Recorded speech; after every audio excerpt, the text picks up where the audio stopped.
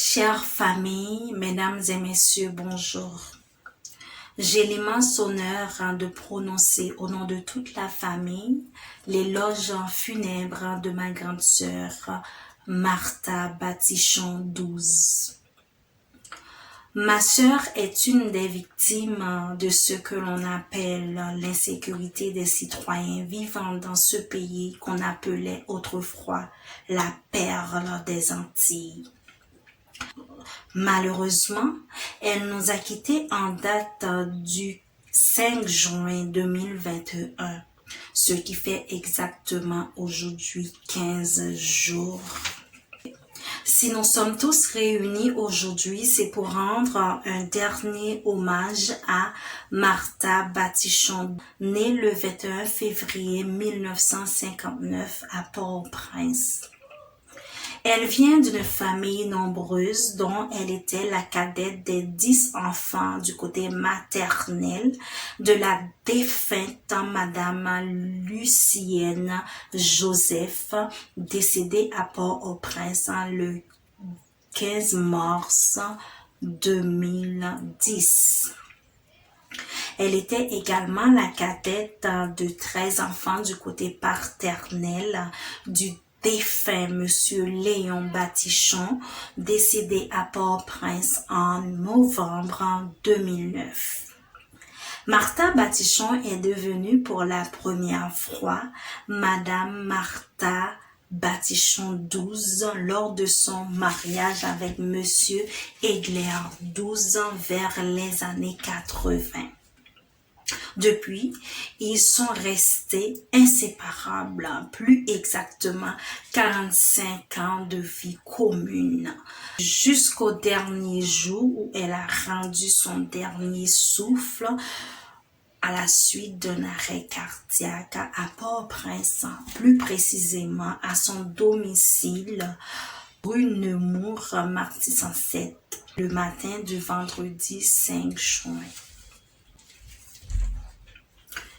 Hélas, Madame Martha 12 laisse dans le deuil son mari, Monsieur Egler 12, ses enfants Esther 12, Peterson 12, Jimmy 12, Eder 12, Gladine 12, Joseph et Kerly 12, Jill Ferlin.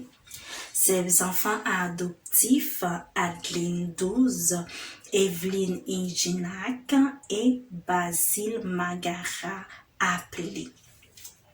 Ses petits-enfants, Marvin Metellus, Esterline 12, Stephen Metellus, Frederick Metellus, Jemima Appli, Julissa Appli, Sarah Metellus, Giovanni Adam Placide, Victoria Bell Lincoln, Genia Appli, Braden James Jill Fallon, et son arrière-petit-fils Jude Metellus.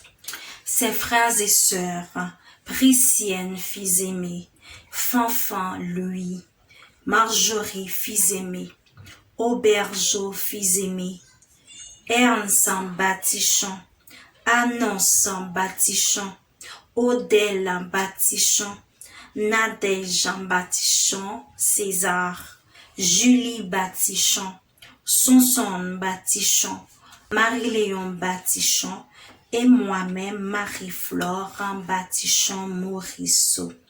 Ses neveux et nièces, Salina Batichon, Nathanaël Batichon, Hobson Armstrong Batichon, Jameson Batichon, Peggy 12, Dave César, Darlene Jonas, Devin César, Samila Flore Morisseau, Charles-Édouard Morisseau, Liana Banika Batichon, Nandi Carmela Batichon, Dajna César, Darlex César et Dabrina César, pour ne citer que cela. Ses cousines Françoise Batichon, Edmond Batichon, Evelyne Batichon et Irma. Sa belle-fille bâtissa 12. Ses beaux-fils, Kevin Theophilin, Jérémie Appli et Ebenson Joseph. Ses belles-sœurs, Michou Batichon, Marie-Carmel Batichon, Maggie 12. Ses beaux-frères, Keskem 12, Serge-Éloi Morisseau et David César.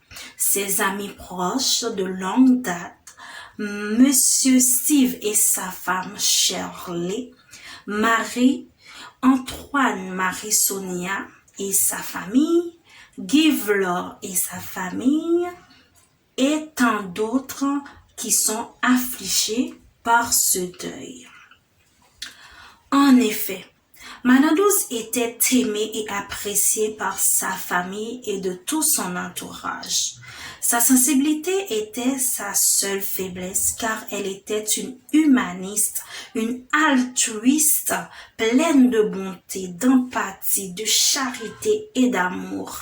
Car elle accueillait les membres de sa famille et des amis sous son toit pour les porter secours lorsqu'ils sont dans le besoin.